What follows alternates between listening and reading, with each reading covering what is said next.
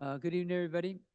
We will call to order uh, the meeting of the LSL Board. Time called to order is 5:31. If we can do a roll call, Mr. Koenig, please. Vice President Ocampo, Present. Clerk Jimenez, Present. Trustee Gilpus Pereira, Trustee Garcia, Present. Trustee Perez. Present. Very, very good. We'll now move on to the Pledge of Allegiance, and we will have Alberta Bustamante, if you can please lead the Pledge of Allegiance.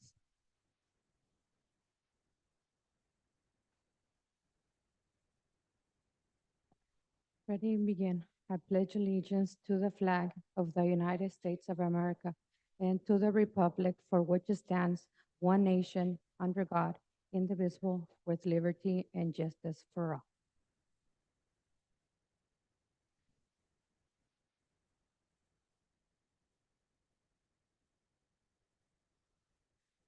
We will now move on to spotlights. Do we have any spotlights this evening? There are no spotlights. Okay, very good. We'll then move on to the adoption of the agenda. We'll entertain a motion. Make a motion Okay, motion by Ms. to adopt the Garcia. agenda. A second? I wanted to amend that if I could, only because we were going to make a change. Would that be, can we go back then? How do you go back? We just Rescind- rescind, rescind the your motion? You just rescind your Okay, motion. I will resend the Thank- motion. Thank you, Ms. Yes, Garcia. Yes. Per Mr. Koenig's request, would like to make a motion to adopt the agenda with the change of consideration of item 6B after reconvening closed session. Thank you. Perfect. So I will adopt the agenda with the revision. Is that correct? Or with you the can mo- just second it. if I you'd can like. second it Mhm. then. Thank you. Okay, very good. So we have a motion with a change, modification. We have a second. Comments, questions? We'll take a line vote, Mr. Koenig? Vice President Ocampo, Yes. Clerk Jimenez, Yes. Trustee Gilpus Pereira, Yes. Trustee Garcia, Yes. Trustee Perez. Yes. Move on to public comments concerning items on the open agenda and/or non-agenda items. There will be a 2-minute limit for individuals and a 20-minute limit on public comments. There's no ceding at one's time to another individual. Individuals wishing to address the Board of Trustees on open session agenda items and other items may do so at this time. We have a starting time of 5:34.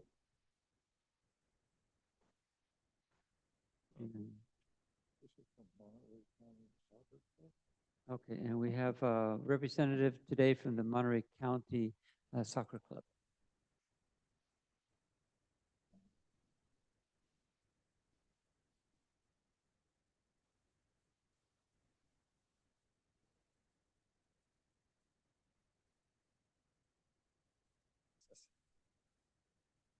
Okay, good afternoon, Superintendent, Board Trustees, Cabinet.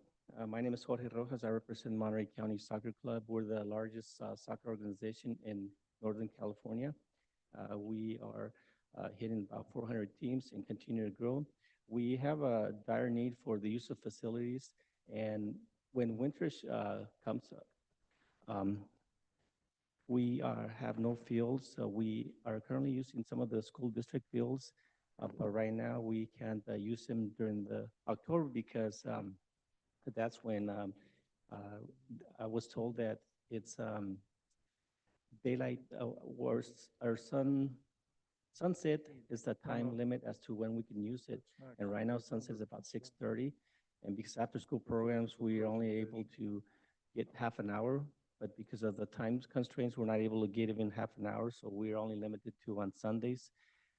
So we're don't have access to Saturday. So the reason I'm here is because we have some individuals that keep complaining to the board, to the city. Yesterday I went and I approached them, and I said we are doing the best that we can to keep our kids occupied, And if you are bringing any concerns, you're just misusing our resources that we have, calling the police, calling the department heads, calling the school board trustees, um, uh, anyone, getting them involved for something that's very minor, and all it requires is just having a meeting. And if you want the evidence, we already had 2 meetings. That wasn't enough. The most current allegation is that I'm letting all the coaches have access to the fields, which is not true. I only have 2 keys. One, I keep myself, and the other is a parent from Montebella. And so I spoke with the association, and they do not know Mr. Antonio Braga or Jose Guerra, who are formulating these hypothetical allegations. So they're willing to speak up and talk about the situation to rectify this. Thank you.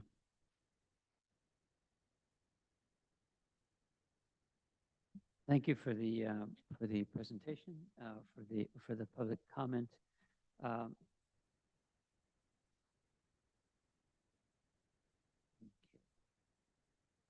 We'll then move on to association comments. Any comments from the Al-Sal Teachers Association? Okay, thank you so much. I neglected to indicate that the ending time for the public comment is 5:37. Any comments from the California School Board Association? Good afternoon, Ocampo, Board of Trustee and Superintendent Cabinet. The comment that I have is regarding the classified PG day that we had this past Monday. Last year, we didn't have a good experience, but this year I can say that we had a good communication with HR, Mr. Duran taking the lead, and we had the keynote speakers, and we have the vendors, the CBT, Delta Dental, and other agencies that came to and have a table. So classified staff were able to ask questions, and I think that was very helpful. And the comments that I have received is positive comments that they were able to take notes and learn. So thank you, Mr. Duran. One thing that I really appreciate, we had several meetings, but the week prior to the event, Mr. Duran set up a meeting with all the personnel involved, directors and technology, and I think that was very helpful to really make sure that we have a good day. So thank you. Thank you for that report. We will then move on to the United Substitute Teachers Union. Okay. Number 3 is presentations. We have a school site presentation by Principal Alberta Bustamante from Fremont Elementary School.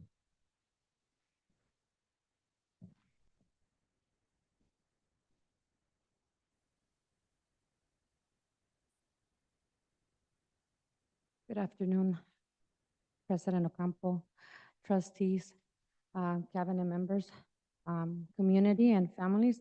Before I begin, I want to say a big thank you to classified and certificated staff at Fremont for being patient with me and working along my side to promote and do more for students in academic growth and social emotional. We're also under construction, so that has been a big project for us in the first couple of months of the beginning of the school. So I'm grateful for the staff that is working along with me. I'm presenting today about Fremont. My name is Alberta Bustamante, and I'm the principal. With this presentation, I want to mention some of the key facts or factors that I'm working with. I want to present to you the school overview, the current reality, the instructional focus for us as a school, and then additional information on social emotional, which includes behavior and the school status with the social emotional. We are currently with 711 students enrolled. We have 47 of those students as long-term English learners, but we also have 146 that are considered at risk, long-term English learners, mostly is students in the upper grades. We also have 464 EL students, and we also reclassified 55 students last year. We have 139 students participating in the ACES program, after-school program. And looking at our classes, Fremont has started the one-way classes as of the past 3 years. So currently we have 1 TK, 2 kinder, and 2 first grade, and 2 second grade classes that are one-way. And we also have 4 classes are SCI, and 17 classes are considered ELC. We also have 3 classes that are life skills, special education classes. So in total, we have 31 classes. In addition to that, we have identified 75 students in the special education, 152 migrant students, and 14 newcomer students. Our students that have become RFEP, it's 108. In current reality, I want to present some data, and some of that data is coming from the SBAC in language arts and math. Currently, this is our status. We have third grade that score 10% in proficient and 18% in math. In fourth grade, it's 13%, and then in math is 1%. Fifth grade is 22% in language arts and 16% in math, and then in sixth grade is 25% and 11%. There's some gaps there within fourth grade that we are noticing and trying to work and figure out what's happening within math. Overall, I feel that we stayed in the same scores from the previous years of students that score a 3 and a 4. That there's a lot more work that we need to do. Overall, we do. But the issue that we are addressing is that students are not reading at grade level. So something new to the district is the iReady program, and it's the software that's helping us test students 3 times a year. So we started off with the baseline, which has different categories, and the ones that we're looking at that we need to address is the students are scoring 3 or more grade levels below, or 2 grade levels below, and we have a low percentage that can be considered at grade level. If we look at these scores, it's only 8% that can be considered to be at grade level within the reading. But it gives us additional information, and now we have broken it down into the grade levels. And within the grade levels, we see the same pattern, that a lot of our kids are at 3 or more grade levels below or 2 grade levels below. And that's where I'm trying to figure out what next steps to take in order to help the students. But this software is also gonna help us identify those gaps, because it also divides them into different domains. Like, what is the situation within reading? Is it the phonological awareness? Is it phonics, high frequency words, vocabulary, comprehension, or the literature and informational text? Overall, we see that we need work in vocabulary and comprehension across the area of reading. So we have identified those areas. Now it's how do we address them? How do we work with the students, the families, the community, and the district? Within math is similar categories. And this is, again, the baseline. But if we look at the early on grade or mid or above grade level, it's only 4%.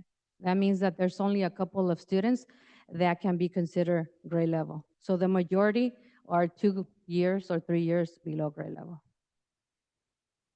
Additional information is broken down by grade level, and the patterns that we see are similar, but we have to look at second grade, third grade, fourth grade, and then even in fifth grade, that the gaps are multiple years. And then within sixth grade is the same data, similar information. But the software also helps in identifying where are the gaps. Is it in numbers and operations? Is it algebra? Is it measurement and data, or geometry? So all those concepts are there. Is now how do we help the students that are scoring 2 or 3 years below grade level? And once again, we have a lot less students on the early on or mid or above grade level.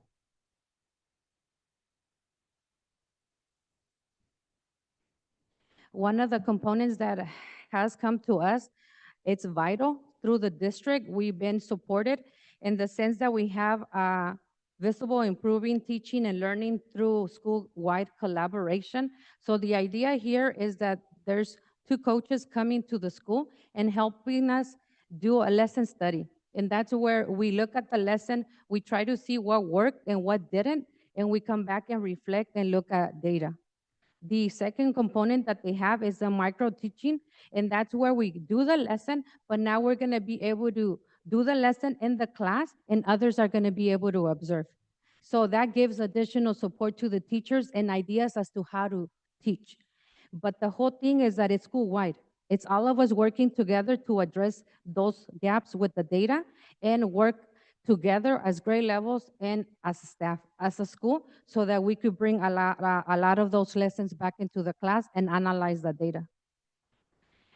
Current reality within behavior and social emotional, we're looking at the responses from student surveys. And if we look at students, what they're responding, students identify that they're motivated to come to school, but it's not 100%. So the question is, what's happening to the other students that are not saying that that they're motivated to learn? How can I make it funner? How can I work with students and families so that the students are motivated? Students reported that they feel close to people at school, but what happens to those other 42% that are saying that they're not feeling close? And again, some students feel safe at school, but when they see things on the news, and they see what's happening in other places, it's when they start feeling a little anxious and feeling that they're not safe. So students also report that teachers are helping them understand students' emotions and feelings, but again, we wanted to be at 100%. And the good thing is that we do have a 94% of students knowing how to ask for help. So in that sense, there's some work that we got to do. But we also see that in September, we had 50 incidents in the playground and lunchtime. So how do we address lunch and recess and that time to help students have more activities that they could do and be engaged? So it's one child, one teacher, one book, and one pen can change the world. And that's coming from Malala. And so through the social emotional support that the district has provided, we have a lot of resource staff at the campus. So we're having classroom presentations. We're working with small group through the mindfulness project. We have the effective school solution counselor that's helping with tier 3 student counseling. We also have the school counselor that's helping lead the cost process and helping students identify those gaps within academics, behavior, or social emotional. And we're also having the counselor help us with the coffee class presentations. We have stick and stones, and those are, again, small group supports, and sometimes we could ask them to do some kind of class presentation. MCBH, which is a tier 3 and is working with special education. And we also have the social worker coming onto campus to help us support students with home visits and other supports. Building community within the school, we're looking at attendance, and thanks to the district for providing additional funding, we're able to establish some kind of program for the year in which we have trimester recognitions. And the first trimester where students have perfect attendance, we're providing a string bag. Second trimester is a t-shirt, and then on the third trimester is a sweater. And then students that have perfect attendance for the whole year, they get a gift box with different items. We also have classroom incentives for the students where they have the form where perfect attendance, and they fill out a letter a day where students are in the class. So once they fill out the 17 letters, the whole class gets a little incentive. In addition to that, we have, and we just started the grade level trophy for the highest attendance within the grade level. So we take that trophy to the class and they keep it for the month. And then if they have the same highest within the grade level, they keep it for the next month, or we could give it to another class. Parent involvement, we have the coffee clutches on a monthly basis, and we've been having different presentations on different topics. We have the student recognitions with Student of the Month and the trimestral awards. And the plan is to have a parent training on November 20th. We're going to do different sessions of different strategies that parents can help students at home, or bring in the resources from the outside agencies to give additional information. And part of the after-school program, we're doing El Día de los Muertos on October 30th with an altar at the site. And we're going to be inviting the community.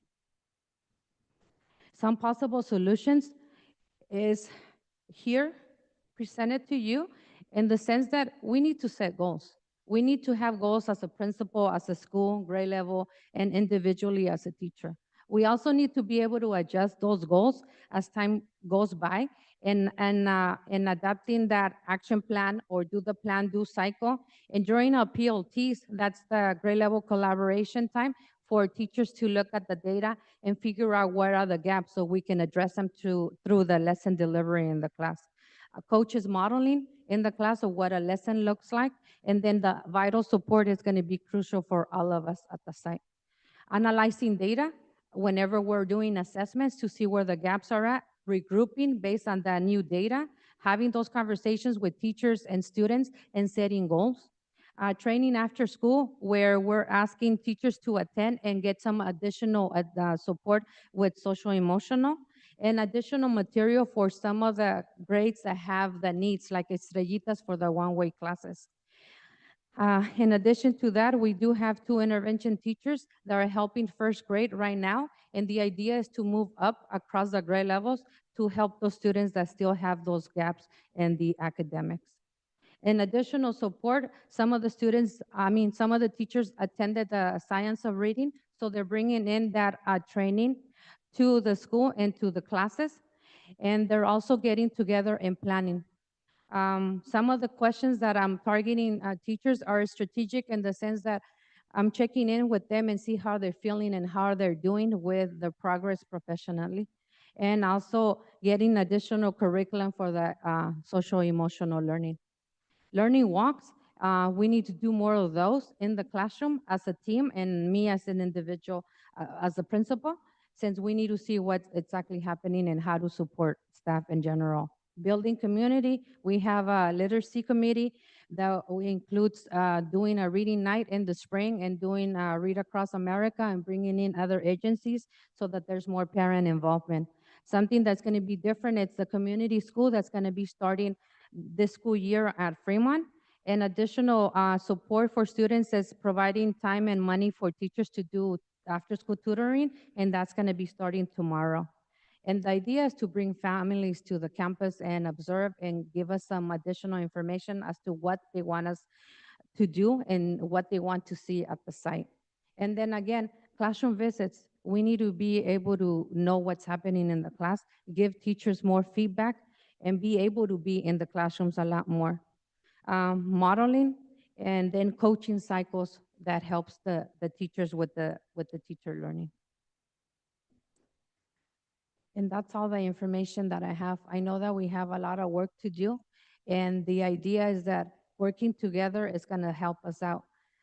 But it's looking at that data and then working together during the grade levels so that we can address those gaps, and the sooner the better. Thank you so much, Ms. Bustamante, for that wonderful presentation. Thank you. Any questions from the board?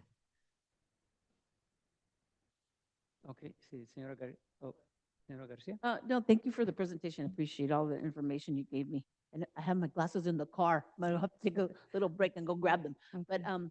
so yeah, when I was looking at the data, the drop in 4th grade is substantial, for 1%. So let's just put that in perspective. You have 100 students, only one of them is at grade level? Is that Correct. correct in math? Correct. And something that we saw last year, it was behavior. Sometimes when students are not prepared to do well, and Mhm. sometimes they don't take the test seriously. So those are the kinds of things that we need to address.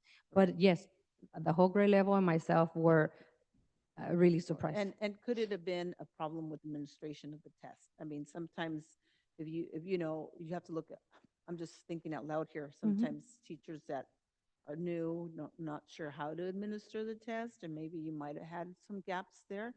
I don't know. I mean, it's just so significant. It's kind of, yeah, it's very, No, it's not very good. I understand. Yeah, but I'm questioning, yeah, so do you have I know what you went through your presentation. You were saying you weren't sure how that even happened, but Mhm. I was, It so, could be a little bit of everything. Sometimes it could be the testing. Sometimes it's also how do we give that test or how do we prep students to take a test? But in right. addition to that, I do have about 15 new teachers that are going through their credentials and are finishing up their credentials. So if I look at the balance between veteran teachers and new teachers, it's half and half. So we still need a lot of training and prepping for all the new teachers. Okay, well, thank you so much for that. You're Ms. welcome. Garcia, is it okay if I add something else? If we look at Fremont's iReady, and I'm glad that Ms. Bustamante brought that data, we look at the math in iReady for if the fourth grade are now currently fifth grade, we actually see the data pretty much aligned to that 1%, right? We have the 0 at mid or above grade level, and then 4% are early on grade level. And so that we have a lot of work to do there with Fremont in fifth grade. So it's aligned into the iReady assessment for our current fifth graders. So the data she presented was the CAS data from last year, right? So this is fourth graders last year now who are now fifth graders, and you administered the iReady test. And so there's that correlation piece that we were missing because you're no Yes. longer, are you still giving the STAR test? No, The math we, one? now the iReady is going to be the tool that we use for benchmark assessments as a district. So the idea is to give it again in November and then towards the spring to look at the progress and analyze the data and look at those gaps so that we continue addressing those gaps. Thank you so much. Other questions? Sí, señora Gilpas. I don't even know how I feel about the information that you gave. I want to commend you for being so candid, for being so honest. The kids aren't doing well. I mean, I don't know if you're sitting there and you're asking and brought out your presentation because it's not up to you, it's up to all of us. So we are all responsible for the kids and the numbers that you gave us. That the kids at Fremont School, thank you. I mean, this is one of the most honest presentations that I've ever heard from a principal, because I don't think it's easy to say that you can't come up here and say, great, they're all reading at level. You're saying they're not. We don't have this or we don't have that. We need this. You know, they're not reading at grade level, which is the main thing that we're trying to do in this institution that we call education and school, and yet we're not getting it there. So I don't know if you are, I'm just saying thank you for being so honest. And I think it's, at least it's alerting me and it's scaring me. You know, do you have a vice principal right now? Yes, he just started last Monday. Okay. So yes, in addition to that, I didn't have an AP for the beginning of the school year.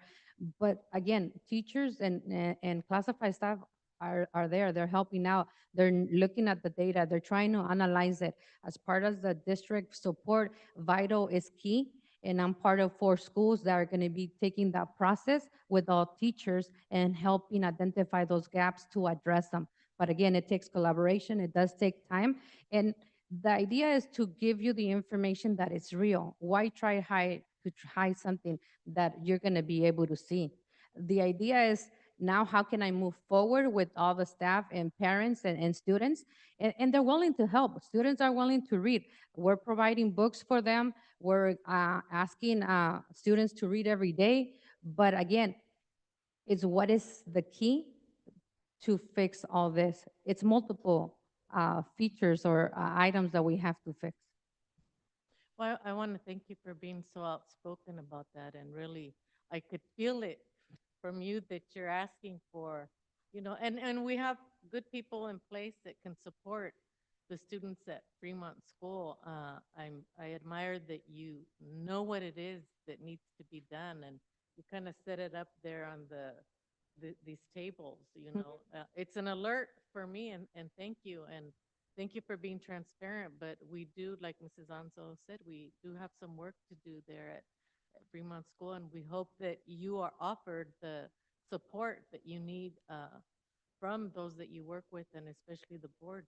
Keep being outspoken and asking for that help, because we want the students to do better. Because we know, like the graphic, or how Ms. Garcia told us, out of 100, only one's at, you know, that's scary. That's very scary. So, thank you. And it's the beginning, now that it's all out on the table, at least for myself, that we can keep an eye on what's going on at Fremont School and make sure that the support systems are in place for you, because it's not your responsibility alone, but Okay. you and your vice principal and your department, your everyone. So thank you so much. No, you're welcome. Thank you. Any other questions? Okay, very good. Thank you again, Ms. Bustamante, for your candid report. We will then move on to second presentation, which is results of student assessments, school years 23-24, end of year assessments. Deputy Superintendent Monica Anzo.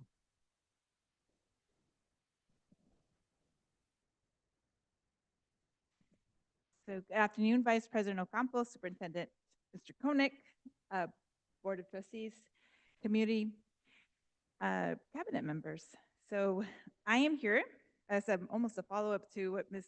Bustamante just presented, but I will be presenting on the entire district. And I'll wait, Mr.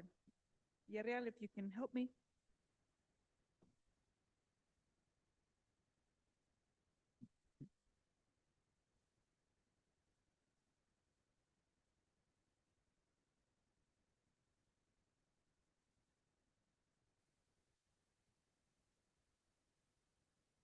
Okay, here it is. So I will be presenting on the California Assessment of Student Performance and Progress. That is the suite that we use to take the high stakes assessments. The content of our presentation will be the LCAP alignment, the testing windows, then I will go into the CAST scores, which are the SBAC, the LPAC, and the CAST, which is the California Science Test, and then some next steps. So we have our LCAP goals. As you know, we have 5 of the goals for this cycle of the LCAP for the 2024-27 LCAP. The 2 goals, or our goals and actions, have to produce student outcomes. So one of our number one goal is for the district to implement a structured professional learning community model to provide all students the rigorous academic program, and the program will be aligned to the state standards and best practices based on MTSS, with the focus of Tier 1 academic instruction to eliminate inequities that limit student success. So again, that's goal number 1, and it has actions as detailed in the LCAP. Goal number 2 is success for our English learners. LSL will provide intentional tiered support to English learners to ensure they develop high levels of language in their program of instruction to succeed across all content areas. So both of these goals address SBAC and LPAC. We have our testing windows. It's important to note our testing windows because some of our students might have finished the LPAC back at the end of March, right? So that's 6 months ago. So our LPAC window, we start February 1st to May 31st. That was our last year's LPAC window. We tested TK through 6th grade English learners. We assessed the listening, speaking, reading, and writing, and we tested 4,295 students. Then we test our SBAC window is May 1st through May 24th, or was May 1st through May 24th. We tested 3rd through 6th grade in the areas of language, English language arts, math, and science only for 5th grade, and we tested 4,200 students.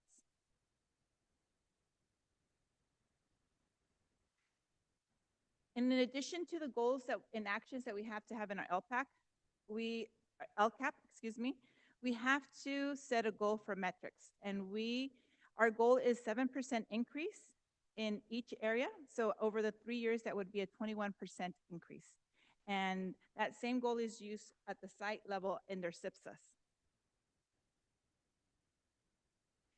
So now to see if we have met that 7% growth that we said, or we indicated in our LCAP. And just a note, I did put here, we received a notice from the CDE that the scores I'm about to share with you, they're still preliminary tonight, but they will be public tomorrow at 10 a.m. So what we see here is a table. It's not in any particular order. We have all the schools. That line in the middle in the green, that's the district. We can look at the first column. Down the line, we start with LSAC Community. We have our language arts for 2023 compared to our preliminary score in language arts in the spring of 2024. And we see that LSAC Community had an increase of 7.9%. And then right next to it, we have our math in the spring of 2023 for LSAC Community. And then our current spring 2024, and it was flatlined. So there was a 0 increase. It stayed the same. And then we have, for each grade level, for each school, we have the same exact scores. If we look throughout all of language arts, there was, overall in the district, there was a 1.2% growth across the district in language arts, and in math, a 1.24. So again, a little stagnant, but if you can see across the district, at each school, there were some schools that decreased, some schools that increased in both language arts and math. So just a quick summary, the district did not meet the 7% target growth in the LCAP. We have 2 schools that did meet it, LSAC Community and Barden. They did meet that 7% growth in their LCAP, and in the SIPSA, because again, that's the same percentage growth that they have in their SIPSA. For math, it was a little different. There was minimal growth across the district. Barden was the closest to the 7% target growth with a 6.42% growth. So now we're going to go into LPAC. So the goal of the LPAC for an English learner is for that student to meet a level 4. Once they meet a level 4, they pass the test and they become a candidate for reclassification, and then we go through that process of reclassification and meeting the rest of the criteria. So that's the ultimate goal. The state looks at it in 2 different ways. So the very first one is, are they growing a level? So that's the LPAC levels. Are they getting to that level 4? The second one is through the ELPI, the English Learner Proficiency Indicator, and we'll see that in our dashboard in December. And that speaks to the growth of an English learner. So language is gradual. You learn a language, it'll take you 5 to 7 years to be proficient in a language. So if our students, if English is their second language, it's going to take that amount of years.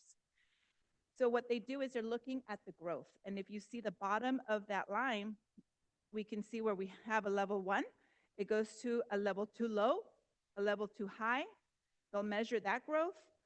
If we go to a level 3, they'll go from a level 3 low through a measure 3 high until they meet level 4.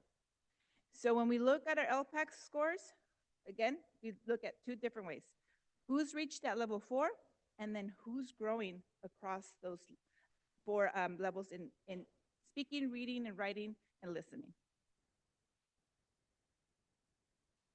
This is our LP from last year, just as a review. Again, we're looking at the purple at the top, because that is our ELs who progressed at least 1 LP level. So that means they grew. So that's a different measurement when we will look at the dashboard coming in December to see if our English language learners are growing and not just meeting that level 4. This is a comparison of the spring of 2023 and the spring of 2024. And the levels, this is for 3rd through 6th grade. Each grade level and how many students we have at each LPAC level.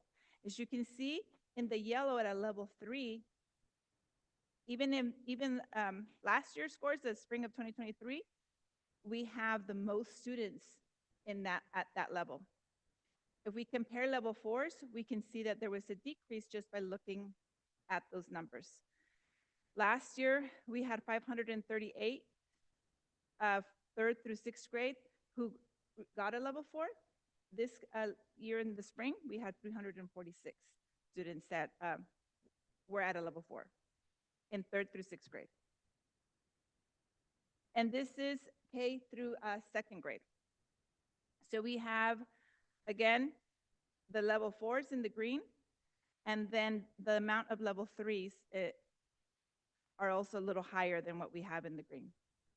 Total for spring of 2023 in kinder through second grade was 144 students that had LPAC level 4, and then this year we had 90. This is just another version of the ELFI, what we call, we're looking for that 7% increase in our LPAC level 4. If we look at the bottom row, we have the 3 years. We have 2021-22, we had 11%. In 2022 to 23, we had 15%. And then this last spring or last school year, 23-24, we went down to 10%. So if we're just talking about that 7% on our what we said it, we called out in our LCAP and our SIPSA, we met that 7% growth. It's just a different layout now. You can see it in the bigger numbers, and what I just explained on the percentage at an LPAC 4.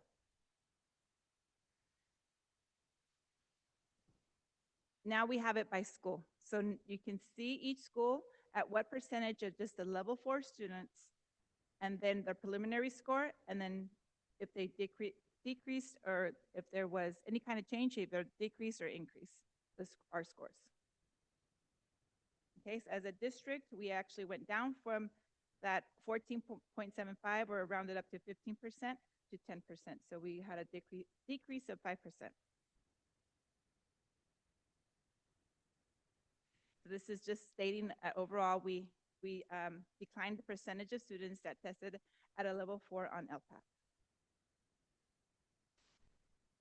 So we currently have English our ELs at 4,111 English learners. We have 36 at a level 4, which we need before we start our next summative in February. If these students stay at can meet the reading criteria, they'll be able to be classified. We have 1,235 students sitting at a level 3, 1,232 sitting at a level 2, and then 1,608 at a level 1. Another thing to note is that this year, the state changed the criteria for TK. TK students will no longer be tested on, because it's not developmentally appropriate, will no longer be tested on the LPAC. So our TK students are not included in these numbers.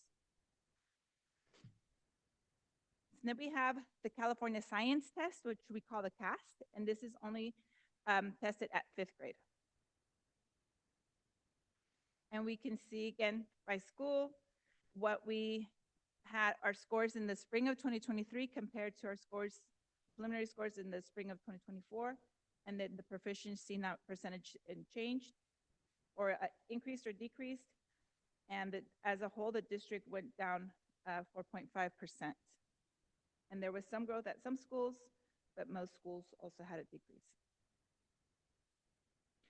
Ooh, so next steps. So strategies to increase student learning. We will continue with a focus on teacher collaboration and grade level essential standards. That's our LCAP goal number 1. We have a differentiated instructional leadership team process this year. So what we're doing is we have 4 schools. So our schools in past have met, all 12 schools have, or 13 schools, excuse me, have met once a month at the district level to focus on teaching and learning. And what we did this year is we have a school, we have Barden, who is a CSI school, which is a comprehensive support and improvement school identified by the state. We have that school going through, we had to have a certain strategy for to turn around the student learning. that school was identified by the state. What we did at the cabinet level and then speaking to our principals is we identified 3 more schools that were at risk. And so those 4 schools are Barden, Fremont, Chavez, and MLK. And all 4 schools, so our ILT now is differentiated. We have 4 schools with an intensive support so that we can see the increase in student outcomes, but more than anything, a change in teaching and learning at each school. So a change in school culture so that we can improve those student outcomes. And then we have 8 schools that are in our regular ILT, also learning and focusing on collaboration, but at a much lower pace. So our 4 vital schools it's very intensive and the coaching is there for the teachers, and we want to see if we see that change. Barden actually participated with Vital last year, starting in April, because of their CSI identification. We also have an alignment of the benchmarks to essential standards. So as an entire district, we moved from STAR into iReady, and in which it has a better correlation with the SBAC, but more than anything, it's really going to address those gaps in student learning through the standards. And then we will continue to focus on our language development for all our students, which is LCAP goal number 2. This year, we started off with very intense professional development, and we made it mandatory for each teacher. So with the help of Ms. Alvarez and her team, they provided professional development on learning intention, language intention professional development. Each grade level was released, and we made sure we had subs. So that was right at the beginning of the school year.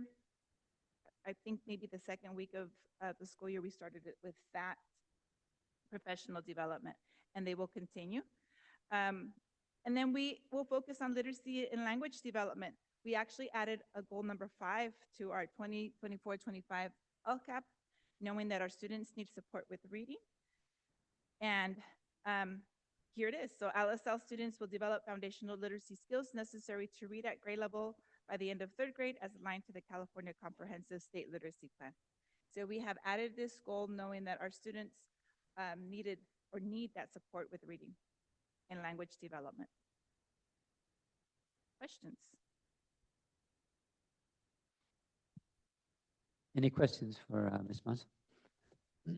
Yes, Señora Gilpas. Yeah, thank you. Thank you for that. Those aren't easy reports to give when it's not something that we can all say hooray to.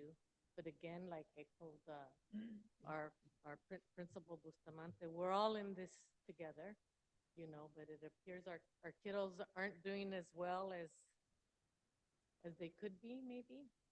And so I don't know what responsibility the board has on this. I don't feel good about it. I really don't, because there's a lot of areas, you know, this declining, you know, it's not good.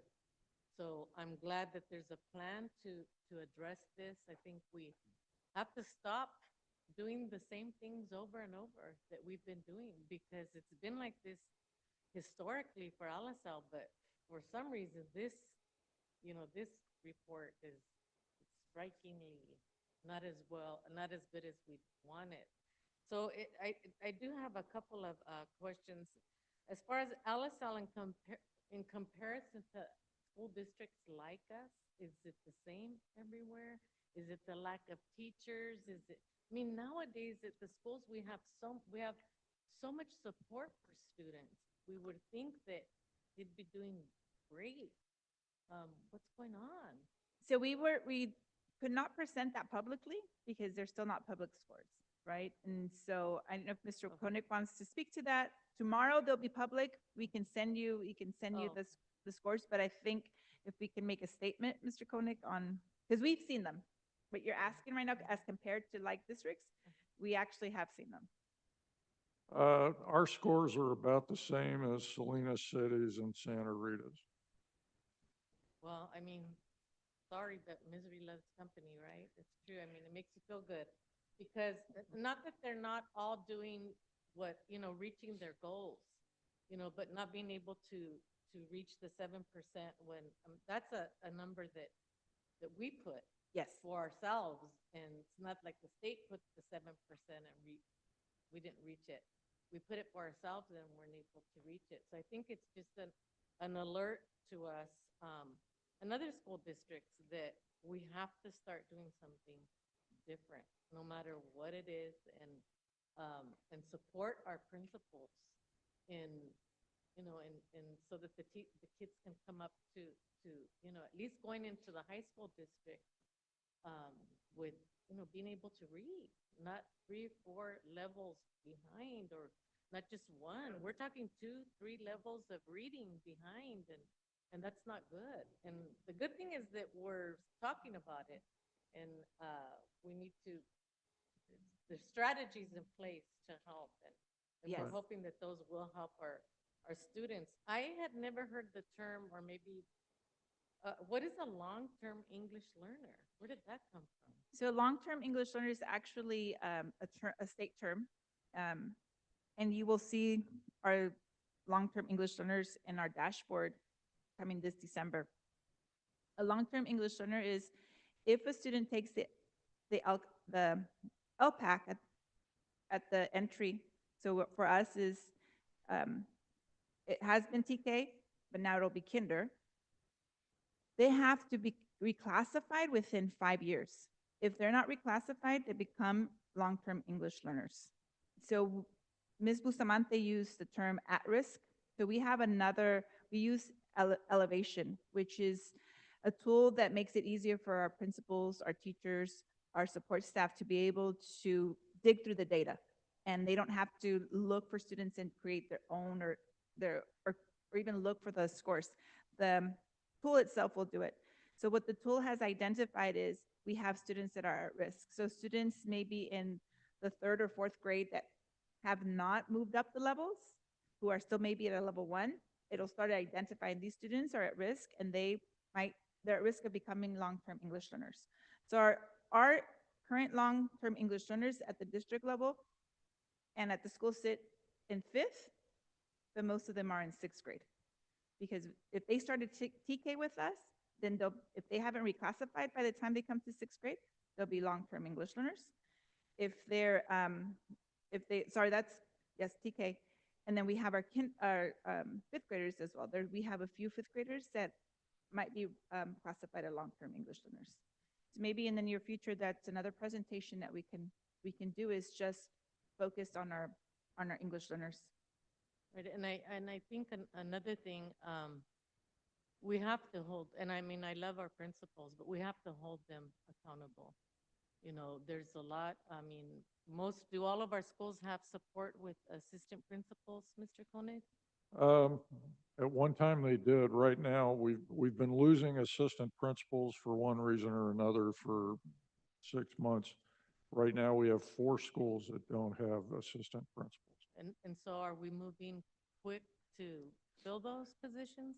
We're moving quickly, but this time of the year, it's very difficult to hire good administrators. And we had recently we advertised for assistant principals. We had 3 applicants. 2 of them were not qualified at all, and one was qualified, but we're re-advertising.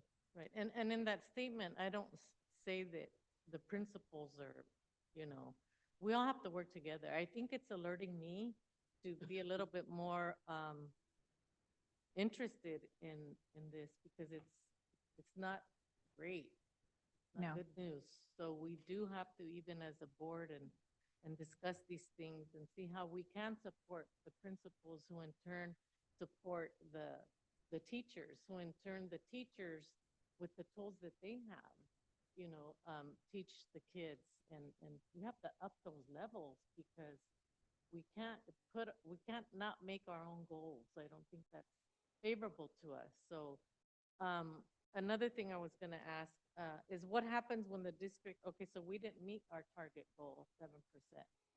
So do we have a lower percentage for next time, or? No, we'll keep that same 7%. Uh-huh. So I don't know if you recall, we'll go back to when earlier or last school year, we were presented the California dashboard and some of the requirements the state was going to have for us. So any of the schools with the red indicators, we had to have new actions, and that those actions were in need of upping the rigor, what we're doing and changing our practice. So it's October 9th, and a lot of us are tired, but I think we're tired because we're feeling that change. And we're going through that change, and we know that that change has to happen. And so you asked the question earlier is, how can the board support? Yes, holding us accountable, and we are holding our administrators accountable with support. Sometimes because they're in the midst of the of behavior, of making sure we're meeting the academics, everything, all the requirements that we have for them and that the state has for them, it's a hard job. But holding them accountable with support, even though I think sometimes they feel they're not supported, we're supporting in any way that we can. And some of that support comes from, we're going to have to provide you with coaching like Vital, right? The school's it's not just the principal that's receiving the coaching, it's also the grade levels and how to collaborate, how to look through a lesson, how to look through a standard and really identify what the student needs to learn, and then how to assess it. Not waiting for SBAC, not waiting for the district benchmarks, but how do they change their practice every day in their classroom based on their lesson delivery and the student learning. Thank you. Thank you for that. And that just brings me to my last question. So we have the new job description, or the person that will kind of mentor the principals. Where do we stand on that position? So she will start with the district November 4th. Okay. And Okay, she's good. right around the corner. So yes, so Okay. we're Good. excited, and I think there's some practices that we're already doing that she's very familiar with, and that will be great support. Awesome. All right. Thank you, Mrs. Anto. Thank you. Tough conversations, Yes. but we're there to assist in what we can. Thank you. Any other questions? Yes, Senora Garcia. Well, yeah, thank you for the presentation. Yeah, I'm so glad that the TK is not being tested because those are babies. And they act like babies, and you try to give them a test and they roll on the ground. But so that's a win, actually. That's a win because TK, yeah, they probably shouldn't be tested. Yeah, so we did make the LPAC data though, right? You said that's, because I'm looking at that, you said that we had a 7% gain from last year, well, total 10%? So we have a 10%, yes, for our LPAC, for our level 4s. Yes. For our level 4s. So we made a 10% gain. Yes. So that's a little bright spot there, right? Yes. And how's class size affecting how our students are doing? Are class sizes big, or does anybody have that data, or is it, I mean, I don't know what the average class size is in a classroom, so I'm just curious because I did have 31 students in the classroom, and it affects you as a teacher, but I'm just curious if you knew offhand the average class size, and if you don't, that's fine, you can bring it back another Maybe time. Mr. Koenig, I think he already took out his little, Did you? I can provide that information. We get a report every week on the district enrollment. Class sizes in TK through 3 the average is 24. Now, we do have classes, kindergarten classes that have 26. Maybe, I think we probably have 1 or 2 that have 27 or 28. But overall, our class sizes are pretty good. However, as I said, there are classes that have over 30 in grades 4 through 6. And I'll provide the averages to the board with this week's update. Okay, sounds good. And what support's being offered to like the 6th grade English learners by the district? Just so that we get them to reclassify before they leave us. Is there any supports being just straight for the 6th graders before they leave us? I mean, I know, schools have budgets, and principals can, add another half-time person, or they could add a classified person to support. I'm wondering if our districts if giving any district-wide support to those sixth graders that we want to reclassify before they leave us. Any kind of, We have EL coaches that work with the teachers in all grades. Yes, so they did start off with the professional development, and they're being monitored. So if they met the LPAC 4 and they haven't met the reading criteria, that's also being monitored.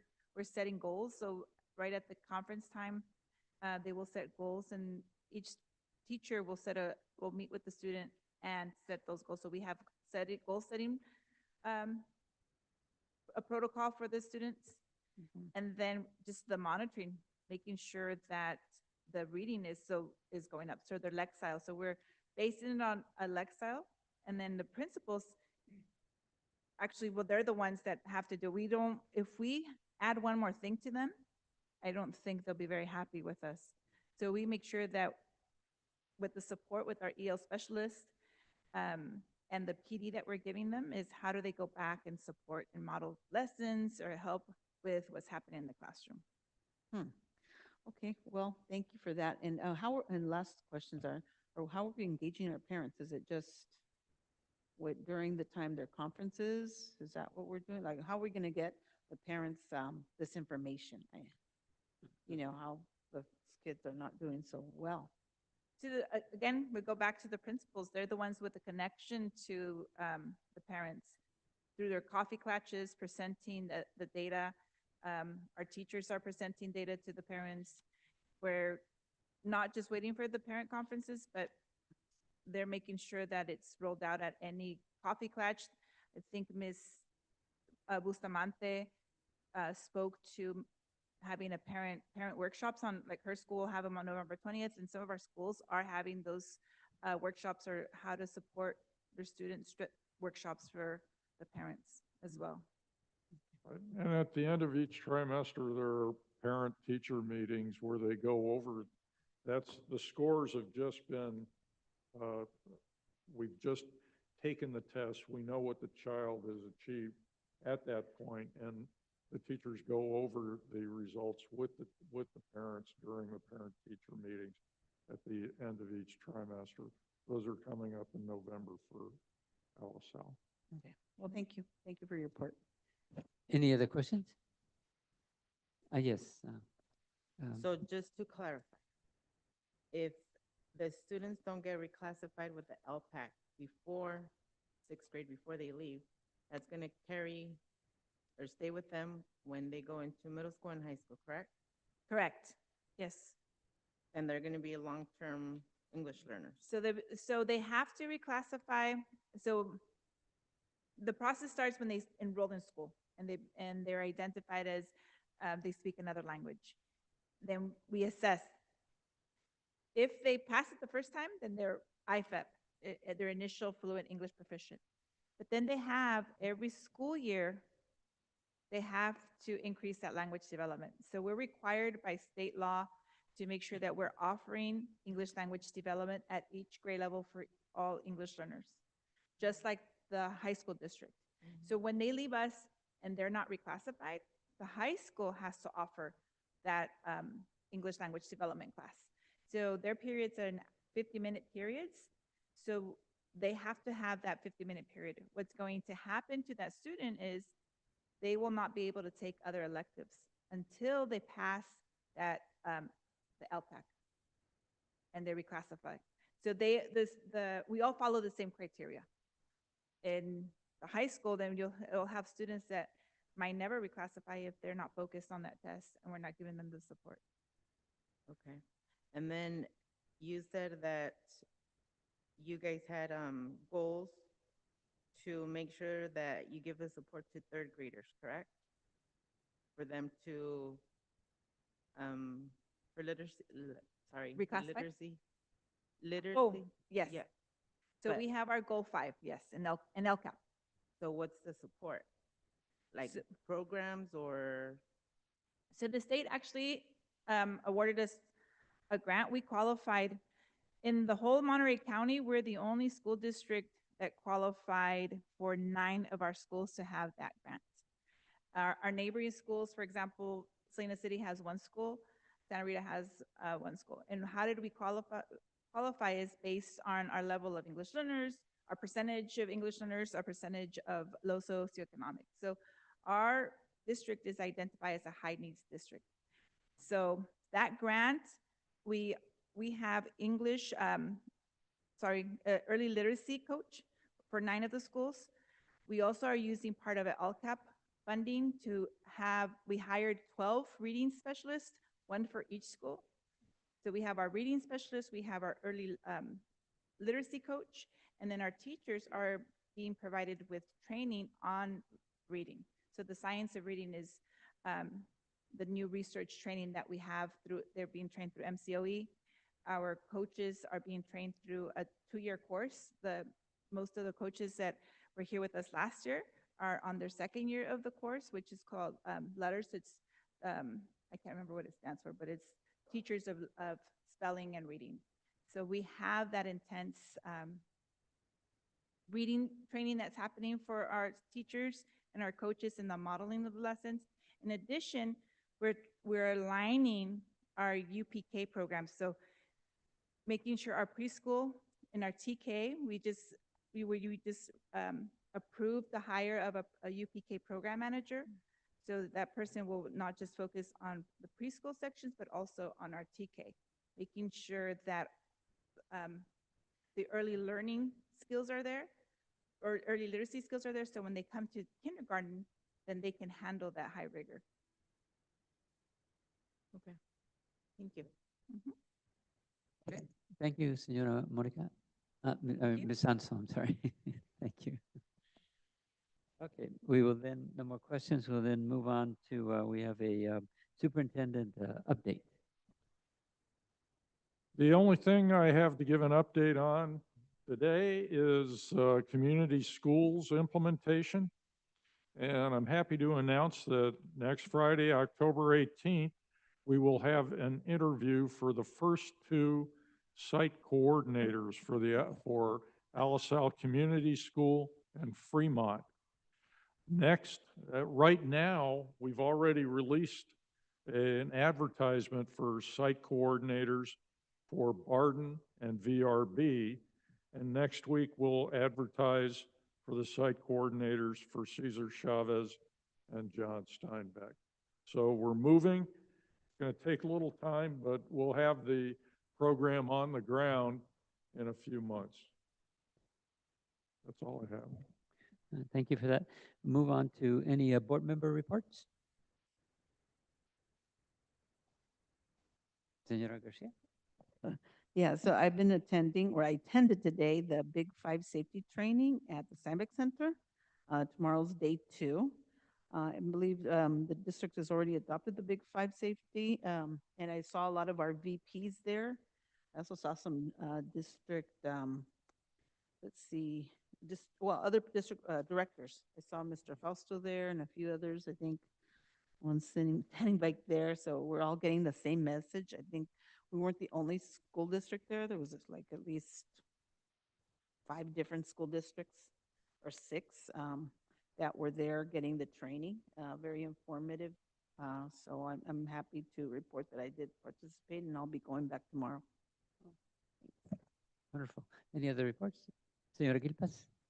Yes, thank you. I just wanted to say that I saw, thank Claudia for the Melendez for our PIO for putting up all of the information that our kids are involved in. They were involved in the Ciclovia, our cheer, our drum line, our color guard, guitar, mariachi, and those are really nice photos of our students and showing them off there.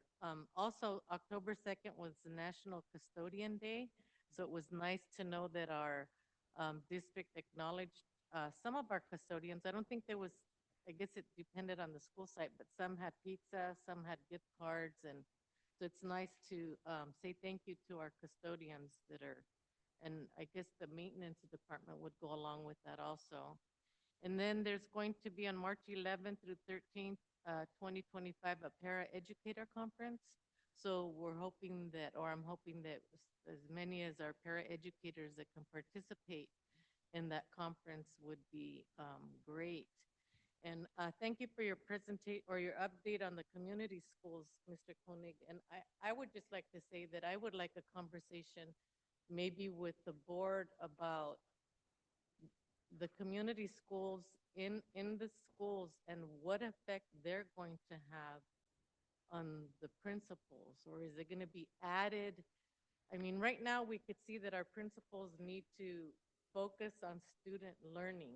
And I'm not saying that the community schools grant is not focused on that, because that's the main thing it is. But I think we need to be careful into how involved we're going to expect them to be, because they have work to do. They have work to do. And then there's a coordinator for the community schools. So I think it's a discussion that I would like to talk to the rest of the board so that we can give input or share our ideas on that, because I really want to support the principals, and adding some of these things to them, I don't know if that would help student achievement or it would keep them away from being more focused on student achievement.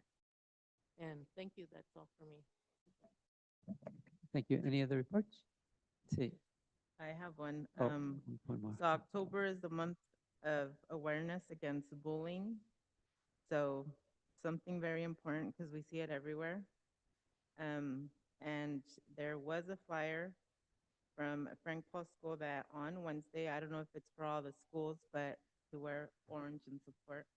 So I encourage everybody. And, you know, October is Halloween, so let's wear orange. Gracias. Mr. Koenig, you had another report? Sure. I just want to announce that the California PBIS organization, PBIS stands for Positive Behavior Interventions and Supports, has recognized 3 of our schools. They've recognized Montebella as a platinum PBIS school.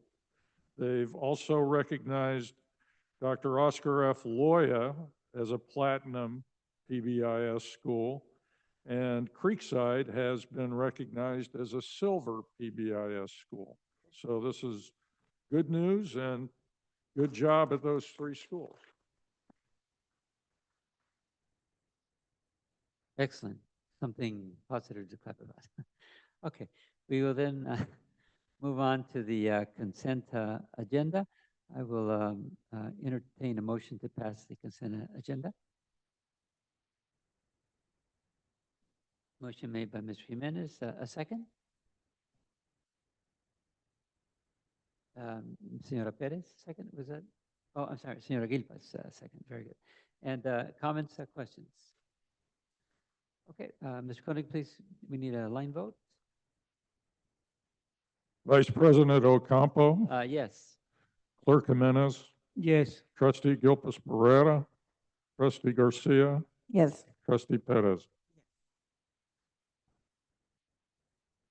Very good. We then move on to business services. 6A, public hearing, consideration of adoption of school facility needs analysis and alternate school facility fees. We will open this at 6:44.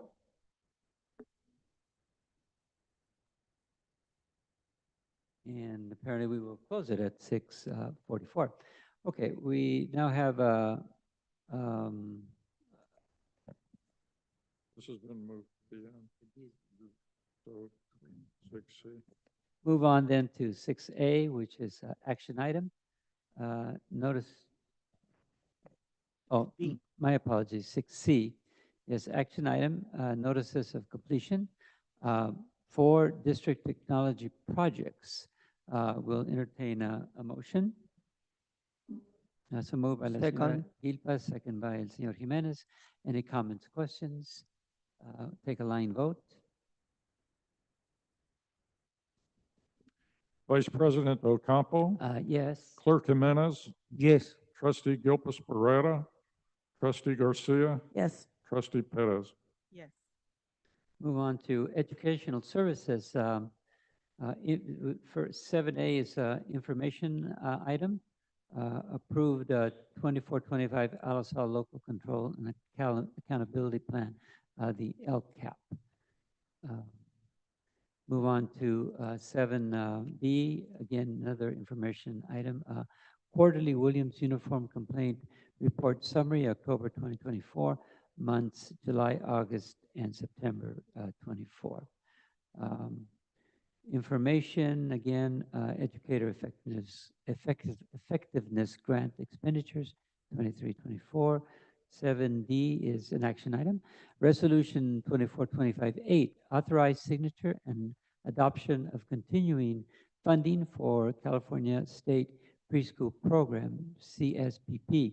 I will take a motion. Make a motion. Motion made by Mr. Jimenez, a second.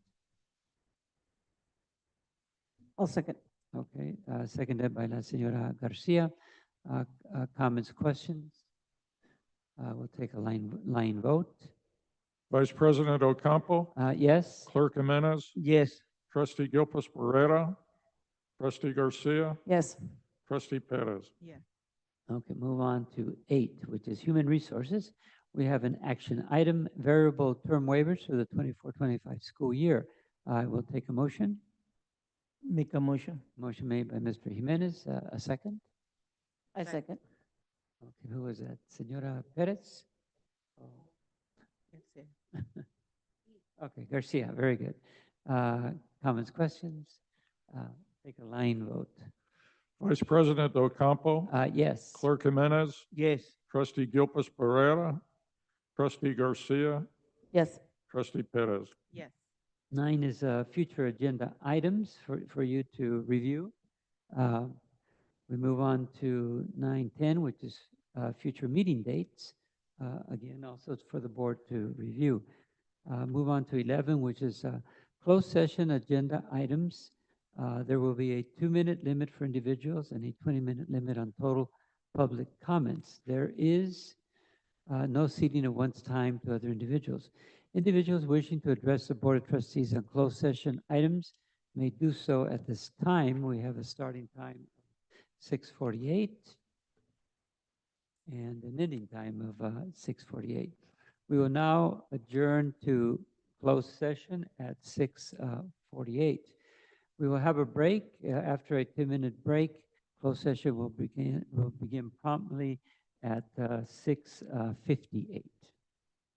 Thank you.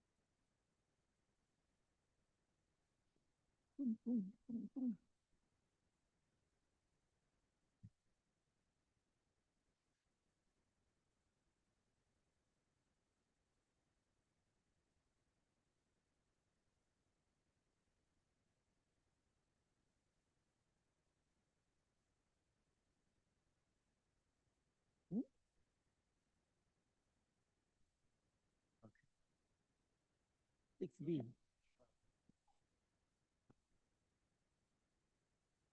Okay, we will now reconvene to open session. Time reconvened is 8:02, and we do have a reportable action. On a vote of 5-0, the board approved appointment of Avalina Navarrete as the interim principal. And I believe we have to take a vote on a previous item, which is item Six B. 6B. Item 6B, and this is an action item, Resolution 242509, adopting the school facilities needs analysis and the alternative school facility fees in compliance with government code sections 65995.5 and 65999.5.6, and also 65999.5.7. So I will entertain a motion at this time. Make a motion. Motion by Mr. Jimenez. Second. Second by, who was that? Perez. Comments, questions? We'll take a line vote.